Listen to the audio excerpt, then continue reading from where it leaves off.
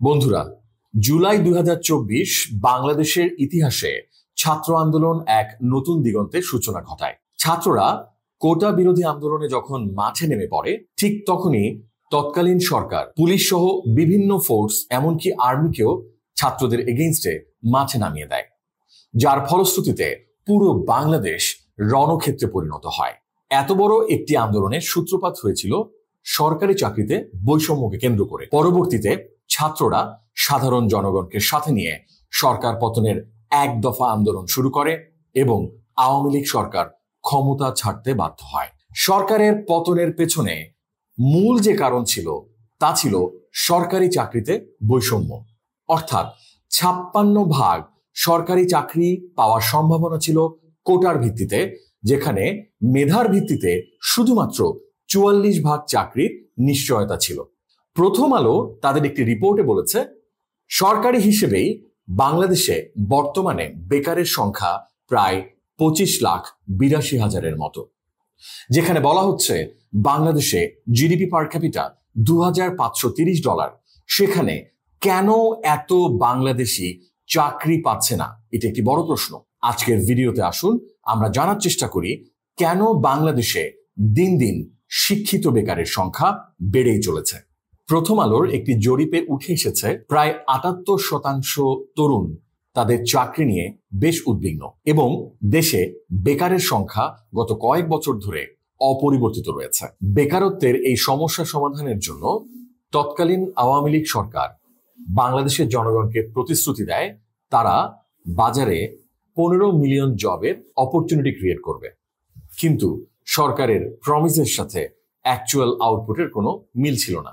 গত ৫ বছরে অর্থাৎ ২০১৯ থেকে ২০২৪ সাল পর্যন্ত স্নাতক ও স্নাতকোত্তর পর্যায়ের বেকারের সংখ্যা দ্বিগুণ হয়েছে, অর্থাৎ যা ছিল আগে ৪ লাখ তা বেড়ে হয়েছে ৮ লাখ, অর্থাৎ যা দাঁড়াচ্ছে তা হলো মোট ৪ লক্ষ বেকারের সংখ্যা বেড়ে গেছে। আমরা বলতে পারি প্রতি ৩ জন বেকারের মধ্যে উচ্চশিক্ষিত ১ জন বেকার রয়েছেন। বেকারের এই হিসাবটি খোদ বাংলাদেশ পরিসংখ্যান ব্যুরোরই দেয়া। বাংলাদেশে বর্তমানে শ্রমশক্তিতে ৭,৩০,৫০,০০০ মানুষ রয়েছে। এর মধ্যে ৭,৪,৭০,০০০ কর্মী নিয়োজিত। দেশে বেকারের সংখ্যা ২৫,৮২,০০০, আমরা আগেই বলেছি, যার মধ্যে ২১.৫ লাখ তরুণ তরুণী, অর্থাৎ ১৫ থেকে ২৯ বছর বয়সীদের মধ্যে বেকারত্বের এর হার অলমোস্ট ৮৩%। আবার বাংলাদেশে ৪১% তরুণ তরুণী আছেন যারা পড়াশোনা, কাজ কিংবা কোনো প্রশিক্ষণের সাথে যুক্ত নয়। প্রতি বছর ২০ থেকে ২২ লাখ তরুণ তরুণী শ্রমবাজারে আসেন, যাদের মধ্যে ১২ থেকে ১৩ লাখের কর্মসংস্থানের সুযোগ সৃষ্টি হয়। বাকিরা বিদেশে পাড়ি জমান এবং এর বাইরে যারা থাকেন তারা বেকার জীবনযাপন করেন। সরকারি চাকরির বাজার বুঝতে আমরা বিসিএস কে এক্সাম্পল হিসেবে নিতে পারি। ৪৬তম বিসিএস এ মোট পদের সংখ্যা ছিল ১,১৪০টি, যার এগেইনস্টে আবেদন করেছে প্রায় ৩,৩৮,০০০। বিগত ৫ বছরের আমরা যদি বিসিএস এর আবেদন এবং পদের একটি তুলনামূলক আলোচনা আপনাদের সামনে তুলে ধরতে চাই, তাহলে যা দাঁড়াবে তা হলো একটি আসনের এগেইনস্টে মোট আবেদন জমা পড়েছিল প্রায় ২০০টি। ২২শে ফেব্রুয়ারি ২০২৪-এ জনপ্রশাসন মন্ত্রী সংসদে এক প্রশ্নের উত্তরে জানান, ২০১৯ থেকে ২০২৩ সালে বিভিন্ন সরকারি প্রতিষ্ঠানে ৩,৫৮,২৩৭টি পদে নিয়োগ দেওয়া হয়েছে। বোঝাই যাচ্ছে সরকারি চাকরির সংখ্যা কম। প্রতি বছর গড়ে ৭১,০০০ সরকারি চাকরি হয়েছে, যেখানে অধিকাংশ চাকরি বেসরকারি খাতে হতে দেখা গেছে। এখন আসুন জানি বাংলাদেশে এই অস্বাভাবিক বেকারত্বের পেছনে কি কি কারণ রয়েছে। বাংলাদেশের শিক্ষা ব্যবস্থা মূলত তত্ত্বভিত্তিক, অর্থাৎ ছাত্রছাত্রীরা মূলত বই থেকে জ্ঞান অর্জন করে, কিন্তু বইয়ের জ্ঞান অর্জনের পাশাপাশি অন্যান্য বিভিন্ন বিষয়ে তারা দক্ষতা অর্জন করে না, যে কারণে ছাত্রছাত্রীরা একটি নির্দিষ্ট ডিগ্রি কমপ্লিট করার পরও তার বিভিন্ন বিষয়ে যে দক্ষতাগুলো থাকার কথা সেই জায়গায় তার একটা বড় ধরনের গ্যাপ থেকে যায়। এমপ্লয়াররা যখন চাকরির বিজ্ঞপ্তি দেয় তখন তারা যে ধরনের ক্যান্ডিডেটকে খুঁজে বেড়ায়, আনফরচুনেটলি ক্যান্ডিডেটদের সেই পরিমাণ যোগ্যতা না থাকার কারণে তারা শিক্ষিত হয়েও সেসব চাকরিতে অ্যাপ্লাই করে নিজেদের যোগ্যতা প্রমাণ করতে পারে না। আনফরচুনেটলি বেকারের সংখ্যা বাংলাদেশে বাড়তেই থাকে। বিশ্বব্যাংকের সাবেক কর্মকর্তা এবং অর্থনীতিবিদ জাহিদ হোসেনের মতে, বিনিয়োগ স্থবির থাকলে শিক্ষিত মানুষের জন্য চাকরির সুযোগ তৈরি হবে না। এই কারণে বাংলাদেশে বিনিয়োগের জন্য একটি সুন্দর পরিবেশ তৈরি করা জরুরি।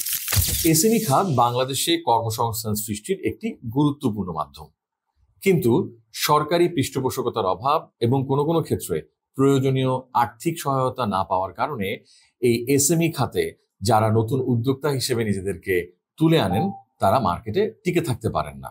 ব্যাংক ঋণ নিতে গেলে তাদের বিভিন্ন ধরনের সমস্যা ফেস করতে হয়। এছাড়া সরকারি বিভিন্ন সুযোগ সুবিধার কথা বলা হলেও সেসব সুযোগ সুবিধা অ্যাভেইল করতে গেলেও তারা সেগুলো সময় মতো পান না, যে কারণে এই ক্ষুদ্র ও মাঝারি ব্যবসার উৎকর্ষ সাধন হচ্ছে না, সে সাথে কর্মসংস্থানের নতুন ক্ষেত্র বিনষ্ট হচ্ছে। বর্তমান বিশ্বে প্রযুক্তির ব্যবহার দিন দিন বাড়ছে এবং অনেক কাজই অটোমেশনের মাধ্যমে করা হচ্ছে। শিল্প বিপ্লবের কারণে অটোমেশন এবং প্রযুক্তির ব্যবহার বেড়ে যাওয়ায় ম্যানুয়াল পদ্ধতিতে কাজের সংখ্যা দিন দিন কমে যাচ্ছে। যেমন একটি ফ্যাক্টরিতে যেখানে আগে 10 জন ম্যানুয়ালি কোন একটি কাজ করত, সেখানে অটোমেশনের কারণে একজনই পুরো কাজটা কম সময়ের মধ্যে অধিক প্রোডাক্টিভিটি দিয়ে সম্পন্ন করতে পারছেন। যারা চাকরি হারাচ্ছেন তারা প্রয়োজনীয় প্রযুক্তিগত দক্ষতা অর্জন করতে পারছেন না, যে কারণে মার্কেটে বেকারের সংখ্যা দিন দিন বেড়েই চলেছে। বাংলাদেশে প্রতি বছর নতুন কর্মসংস্থান প্রার্থী লাখ লাখ নারী চাকরির বাজারে প্রবেশ করছে। এদের মধ্যে অনেকেই উচ্চশিক্ষিত, আবার অনেকেই দক্ষতা অর্জন করছে, কিন্তু সামাজিক এবং সাংস্কৃতিক বিভিন্ন বাধার সম্মুখীন হয়ে তারা চাকরির বাজারে নিজেদেরকে প্রপারলি উপস্থাপন করতে পারছেন না, যে কারণে কর্মসংস্থানের সুযোগ নষ্ট হচ্ছে এবং বেকারত্বের সংখ্যা বেড়েই চলেছে। বাংলাদেশ থেকে প্রচুর মানুষ বিদেশে চাকরির জন্য পাড়ি জমাচ্ছেন, কিন্তু বিভিন্ন কারণে বিদেশে চাকরির বাজারেও এই মুহূর্তে একটি অসুস্থ প্রতিযোগিতা থাকায় অন্যান্য দেশের সাথে আমাদের অদক্ষ কিংবা দক্ষ শ্রমিকরা খুব একটা পেরে উঠছেন না এবং তারা বাংলাদেশে অনেকেই ফিরে আসছেন। পাশাপাশি অনেকেই আছেন যারা গ্রামাঞ্চলে পর্যাপ্ত চাকরির সুযোগ না পেয়ে শহরমুখী হচ্ছেন, কিন্তু শহরে সেই পরিমাণ চাকরির ব্যবস্থা তাদের জন্য করা সম্ভব হচ্ছে না। অনেক বিদেশিও বাংলাদেশে তাদের কর্মসংস্থানের জন্য ছুটে আসছেন, যা বাংলাদেশিদের জন্য চাকরির বাজারকে করে ফেলছে আরো বেশি সংকুচিত। আশা করছি আজকের অ্যানালাইসিস থেকে আপনি নিশ্চয়ই বুঝে গেছেন আমরা আমাদের কর্মসংস্থানের জন্য যদি সরকারের দিকে তাকিয়ে থাকি তাহলে খুব একটি লাভবান হতে পারবো না। আমাদের নিজেদেরও দক্ষতা বাড়ানো খুবই জরুরি। তাত্ত্বিক জ্ঞানের পাশাপাশি বিভিন্ন ধরনের কারিগরি দক্ষতা অর্জন করা এখন খুবই সময় উপযোগী একটি উদ্যোগ হতে পারে। যারা পড়াশোনায় অনেক বেশি মনোযোগী তাদের উচিত শিক্ষকদের সাথে গবেষণার কাজ করা এবং গবেষণার কাজের পাশাপাশি বিভিন্ন ধরনের সফটওয়্যারের ব্যবহারগুলো শিখে নেওয়া। যারা পড়াশোনায় কিছুটা পিছিয়ে আছেন কিংবা পড়াশোনা করার সুযোগ পাননি তারা ঘাবড়াবেন না। আপনাদের উচিত বিভিন্ন ধরনের ব্যবহারিক দক্ষতা অর্জন করা। ধরুন আপনি একটি ফ্রিল্যান্সিং ট্রেনিং প্রোগ্রামের মাধ্যমে একটি স্কিল ডেভেলপ করে নিতে পারেন, যার মাধ্যমে আপনি অনলাইন মার্কেট প্লেস থেকে বিভিন্ন অপরচুনিটির মধ্য থেকে নিজের একটি অপরচুনিটি গ্র্যাব করে নিতে পারেন। ডিফারেন্ট স্কিল সম্পূর্ণ ফ্রিতে শেখার জন্য আপনি ইউটিউবের সাহায্য নিতে পারেন। পাশাপাশি ধরুন আপনি কুকিং কিংবা অটোমোবাইল ইঞ্জিনিয়ারিং এর উপরে স্বল্প কিংবা দীর্ঘমেয়াদী একটি ট্রেনিং করতে পারেন, যার মাধ্যমে আপনিও হয়ে যেতে পারেন দক্ষ জনশক্তির একটি অংশ। এছাড়াও আপনি বাংলার পাশাপাশি ইংরেজি সহ অন্যান্য ভাষায় দক্ষতা অর্জন করতে পারেন, যা বাংলাদেশে বিভিন্ন বিদেশি প্রতিষ্ঠানে এবং বিদেশেও আপনার জন্য চাকরির সুযোগ তৈরি করে দিবে। পড়াশোনার পাশাপাশি আপনি ছোটখাটো ব্যবসা, পার্ট টাইম জব কিংবা ভলান্টারি বিভিন্ন অ্যাক্টিভিটির সাথে নিজেকে জড়িয়ে নিতে পারেন, যে অভিজ্ঞতা পরবর্তী সময়ে আপনার চাকরি কিংবা ব্যবসার ক্ষেত্রে অবশ্যই কাজে লাগাতে পারবেন। আপনি যদি বিভিন্ন স্কিল সেট নিয়ে জানতে চান এবং ভিডিও দেখতে চান তাহলে আমাদেরকে কমেন্টসে জানাবেন। আমরা আপনাদের আগ্রহ থাকলে এই সকল বিষয়ের উপরও আমরা একটি ভিডিও তৈরি করব। এছাড়া বিভিন্ন বিজনেস এবং মার্কেট অ্যানালাইসিস সম্পর্কে জানতে হলে আপনারা আমাদের চ্যানেলের আগের ভিডিওগুলো দেখতে পারেন। আশা করি ভালো লাগবে।